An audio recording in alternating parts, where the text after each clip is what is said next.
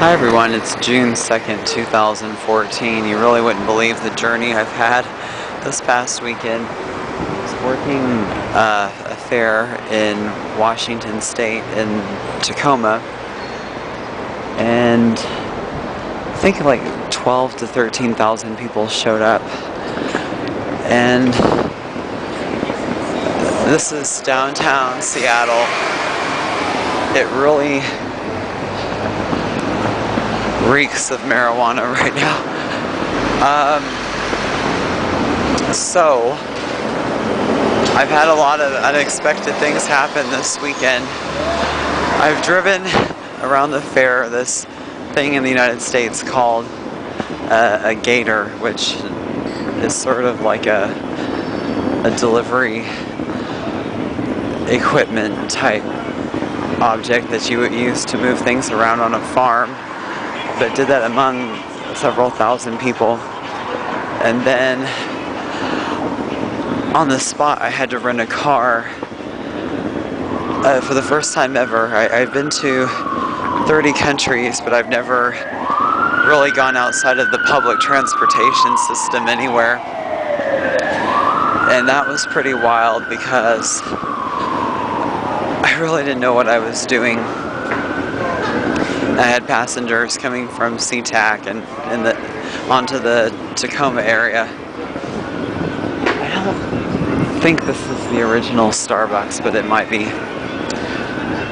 And if we look over to the left in a sec, you can see a bit of the water. Lots of homeless over here. Yeah, that's the market.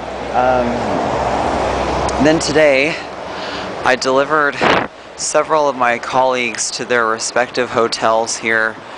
Some for business, some for an interim place to stay while waiting to go to port. And I discovered I could not return the car downtown. I had to take it back to the airport. And my phone was a godsend, but it doesn't have a navigator system on it, so I was able to catch I-5 to the south and still make it to the airport in time to return the car. It was $200 for the weekend for a company expense, but had I returned it to downtown, which it took forever to find anyway, it would have been 900 something, so I really had no choice, and thank God. One must always leave a lot of latitude where it comes to time, because if not, you could really get yourself in a bind. In this area, when I've been here before, there's a lot of religious propaganda going on. And also, I've had 3 years ago, some Lyndon LaRouche presidential campaigners sort of accosted me here. The nice thing about Seattle is it's really compact. You can see everything in like pretty short order. What really kind of was bizarre is I was in this obscure parking garage trying to unload the rental car, and then had been rejected because of the contract not including that.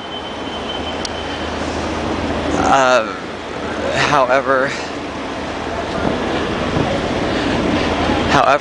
what was really weird about it is the general manager of the company and his son just happened to see me as I was pulling out of there, and I couldn't quite explain all the context because some other people were waiting for me elsewhere, and I'm trying to communicate with them and find the highway, get the car back to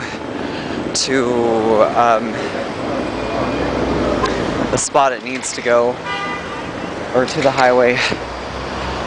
And I think this is my turn, so I think it's a good stopping point.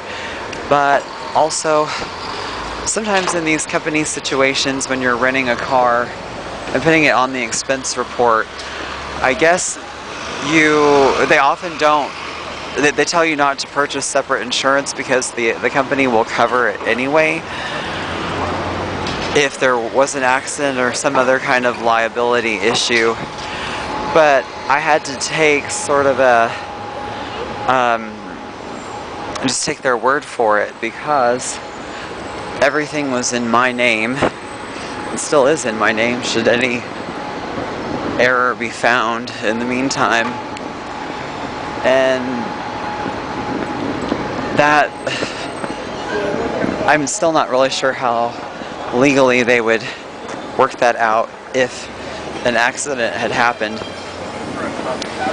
And there were many situations today alone where I could have been on the hook because we had 6 people in the car instead of 5 or less, making it very obvious what was going on. And it is true what they say there is. A Starbucks on every corner, as you can see here. Anyway, I appreciate you watching as always, and have a great day. Oh, by the way, this is like a pedestrian, almost pedestrian only area up ahead. This might be,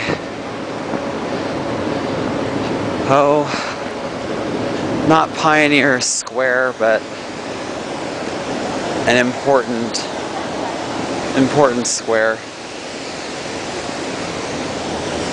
There isn't really a good visual stopping point. Anyway, Westlake Center. Thanks for watching. Bye.